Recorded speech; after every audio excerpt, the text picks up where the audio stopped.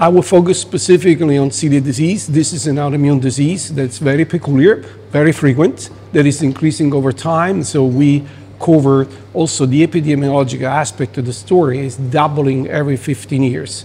We don't know why, but most likely because of the embracement of Western lifestyle, we have been experiencing this increase in the incidence and prevalence of the disease.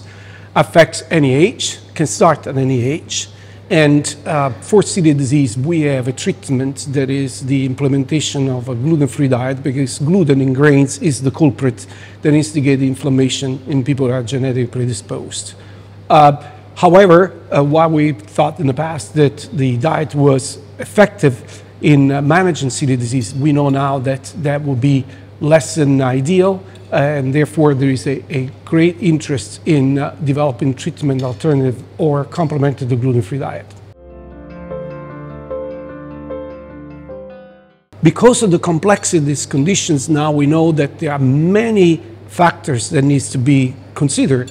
Not only the clinical aspect of the story and the clinical information, but also many what we call omics, like the microbiome, metabolomics, genomics, and epigenetics, and so on and so forth.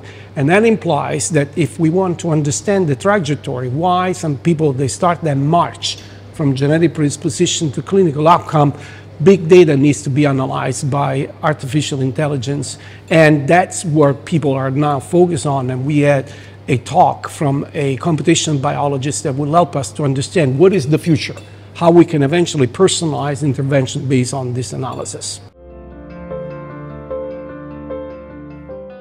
Celiac disease double every 15 years only in people that embrace a Western lifestyle. We're trying to understand what we're doing wrong in terms of lifestyle that fuel these conditions. We also had the expansion on, again, the microbiome as the most impactful elements that start this march, and how the environment may eventually impinge on the microbiome, and how this microbiome can program the immune system in a good way, and therefore defending us against inflammation, or as we're doing in the Western lifestyle, in a wrong way and facilitate the inflammation if you're genetically predisposed. That will lead to new treatments, both prevention and personalized treatment that have been covered in this symposium.